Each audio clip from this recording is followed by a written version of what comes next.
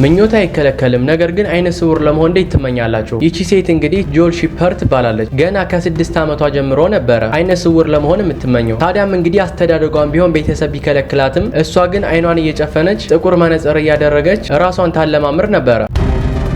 ከዜሮ ተነስቶ ሚሊዮን ዶላሮችን መሰብሰብ ይቻላል የሚሊዮነሩ ቃል ነው። ታዲያም እንግዲህ ህዝቡ ማሳየን ይሉታል። እሱም ታዲያ ወደ ማሳየቱ ይገባል። ይህ ክስተት እንግዲህ የሆነው በ2002 ነው። ማይክ ብላክ ይባላል። ታዲያም እንግዲህ ከዜሮ ተነስቶ ሚሊዮነር መሆንን ማሳየት የሱ ፍላጎት ነው።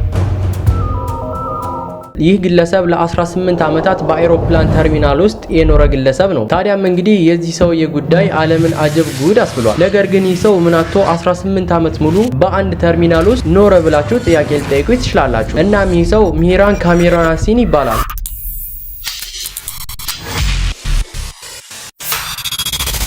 ሰላም ጤና ይስጥልኝ። በመላው ዓለም የምትገኙ ቤተሰቦች እንዴት ናችሁ? ዛሬም እንደተለመደው በሌላ ዶክመንታሪ ቪዲዮ ተመልሻለሁ። እስከ ቪዲዮ ፍጻሜ ድረስ አብራችሁ ይቆዩ። አዲስ ከሆናችሁ ሰብስክራይብ አድርጉ። ቪዲዮ ደግሞ ብዙ ሰዎች እንዲመለከቱት ላይክ ማድረጋችሁን አትርሱ። ይመቻችሁ።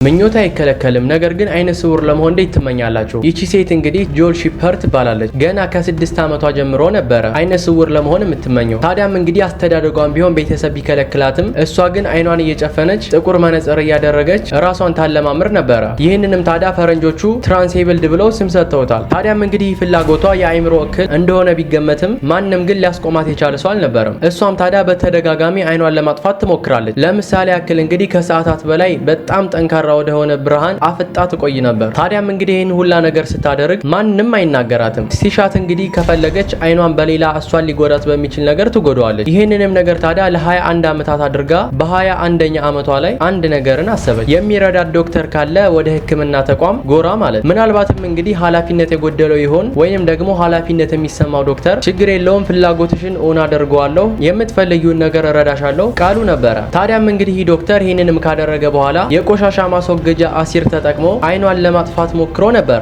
ነገር ግን ይህንን ባደረጉበት ቅጽበት እጅግ በጣም ይቺ ሴት ታመምም ነበር። ከዛም በኋላ ወደ አቅራቢያቸው ወደሚገኝ ትልቅ ሆስፒታል እስከሚሄዱ ድረስ ከ30 እስከ 40 ደቂቃ ቆይተው ነበር። ምክንያቱ ደግሞ የሷን ፍላጎት ኦን ለማድረግ ማለት ነው። አይኗ እስኪጠፋ ድረስ መታገስ ስለነበረበት። ከዛም በኋላ እንግዲህ ወደ ትልቅ ሆስፒታል ሂዳ ብትታይም ለመጨረሻ ጊዜ እንግዲህ አይንሽ ማየት አይችልም፣ ይሄው ምኞትሽ ተሳክቶልሻል፣ የራስሽ ጉዳይ ብለው ወደ ቤቷ ይቺን ወጣት ይሸኟታል። በእርግጥም ታዲያ ቤተሰቦች ይህንን ነገር ሲያዩ ሊቀበሏት ፈጽሞ አልቻሉም፣ አልወደዷትም። ከዛም በኋላ እንግዲህ አንድም የቤተሰብ አባል አዋርቷት አናግሯት አያውቅም። እሷ ግን ህልሜን ኑር ያለው ይህ ፍላጎቴ ነው፣ ይህ ትኩረት የመሳብ ጉዳይ ሳይሆን ፍላጎቴን የማድረግ ህልሜን የመኖር ነው። ስለዚህም ደግሞ ይሄ ነገር ተመችቶኛል፣ ማንም ምንም ስለኔ አያገባውም ምላሿ ነው። እናም ቤተሰቦቼ ምኞት አይከለከልም፣ ለጥሩ ነገር ሊሆን ይችላል። ነገር ግን እንዴት ራስን ስለመጉዳት ምኞትን ትመኛላችሁ? እና ለማንኛውም ይህ የአእምሮ እክል እንጂ ጤነኝነት አይደለም። እና ለማንኛውም ይህ ታሪክ ብዙዎችን አጀብ ጉድ ያስባለ ስለነበረ እነሆ ወደ እናንተ አመጣሁት። ወደ ቀጣይ ዶክመንታሪ ቪዲዮአችን አለፍኩኝ።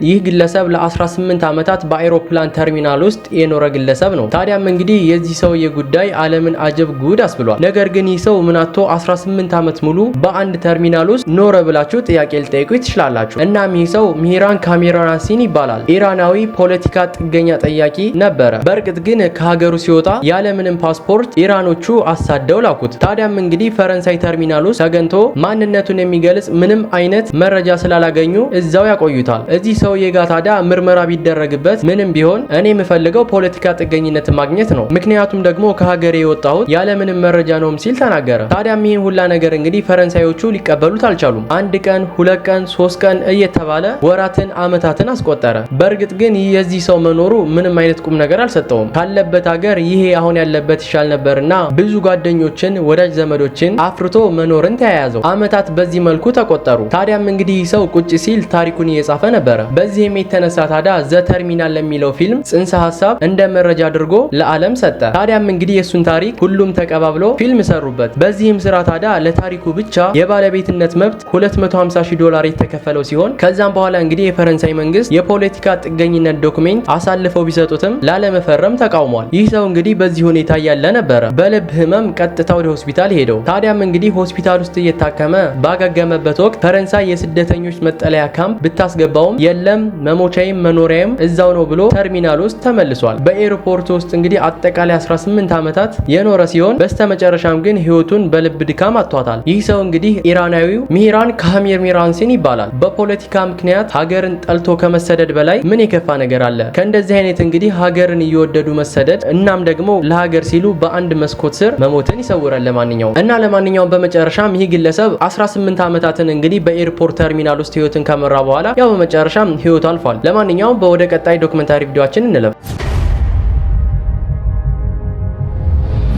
ከዜሮ ተነስቶ ሚሊዮን ዶላሮችን መሰብሰብ ይቻላል የሚሊዮነሩ ቃል ነው። ታዲያም እንግዲህ ህዝቡ ማሳየን ይሉታል። እሱም ታዲያ ወደ ማሳየቱ ይገባል። ይህ ክስተት እንግዲህ የሆነው በ2002 ነው። ማይክ ብላክ ይባላል። ታዲያም እንግዲህ ከዜሮ ተነስቶ ሚሊዮነር መሆንን ማሳየት የሱ ፍላጎት ነው። ምክንያቱ ደግሞ ብዙዎቹ ይቻላል የሚለውን ነገር ለማሳየት ፈልጎ ነው። ይህ የሆነው እንግዲህ እንደ አውሮፓውያን አቆጣጠር በ2002 ዓ.ም ነው። ታዲያ ማይክ እንግዲህ ስልኩንና የለበሰውን ልባስ ብቻ ይዞ ወደ ጎዳና ይወጣል። እያንዳንዱ የባንክ አካውንቱን የሚያድርበትን የሚነዳው መኪና ሁሉንም ትቶ ወደ ጎዳና ይወጣል። ታዲያም እንግዲህ ያገኘውን ነገር መስራት ግዴታ እንደሆነበትም ይረዳል። ይህ ሰውም ታዲያ ጎዳና ላይ መተኛቱን አልፈለገውም። ነገር ግን ምንም የለኝም ከዜሮ ጀምር የሚለውን ቃል ስላስታወሰ ብቻ ይህንን ተግባር በይፋ ጀመረው። በያዘው ስልክ እንግዲህ እያንዳንዱ ዌብሳይት ላይ የገባ ነፃ እቃዎችን መፈለግ ይጀምራል። በእያንዳንዱ ላይ ታዲያ ያገኘውን እያንዳንዱን እቃ ወደ ገበያ ይለውጠዋል። በዚህም ታዲያ በመቶ የሚቆጠሩ ዶላሮችን መስራት ችሏል በሰዓቱ። ታዲያም እንግዲህ የሁላ ተግባሩ በዚህ ብቻ አላበቃም። ቴሌ ማርኬተር ሆኖ በአመት 35000 ዶላር እንዲከፈለው ተደርጎ ይስማማና ስራም ይጀምራል። በዚህም አለበዛ እጅግ በጣም ብዙ ስራዎችን መስራት ይጀምራል።